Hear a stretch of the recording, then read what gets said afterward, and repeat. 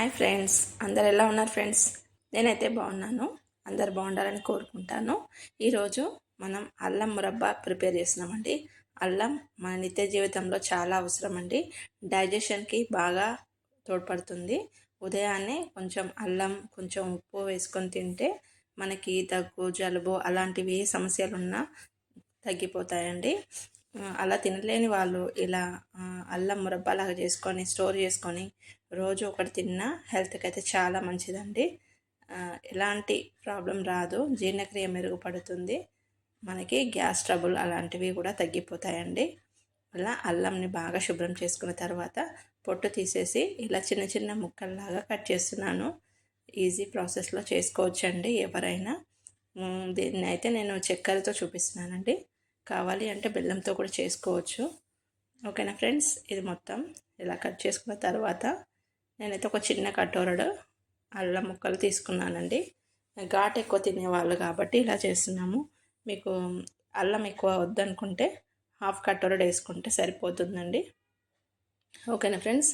దీనికి చక్కెర ఒకదానికి ఒక గ్లాస్, ఒక కటోరడ సగం వేసానండి, అంతే.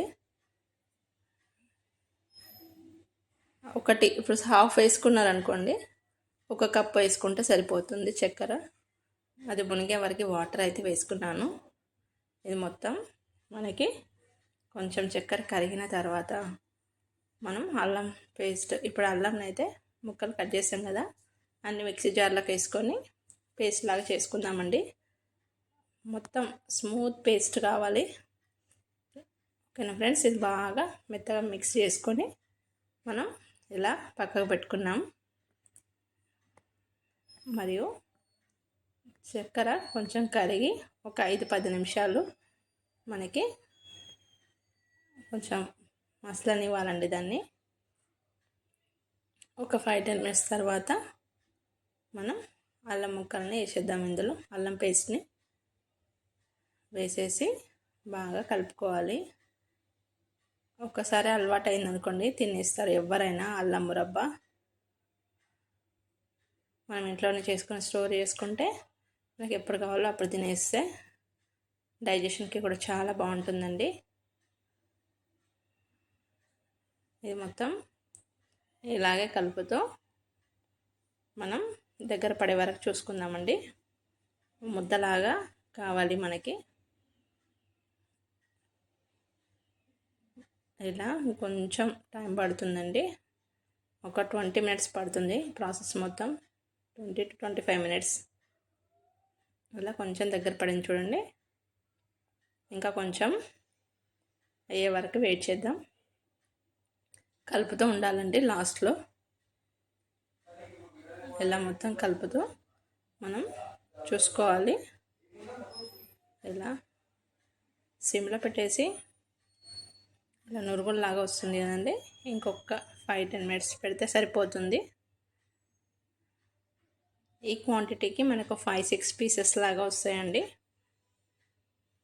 చూడండి, మనకి ఇప్పుడు పాకం రెడీ అవుతుంది. ఇంకా స్టవ్ అయితే ఆఫ్ చేసేసుకోవాలి.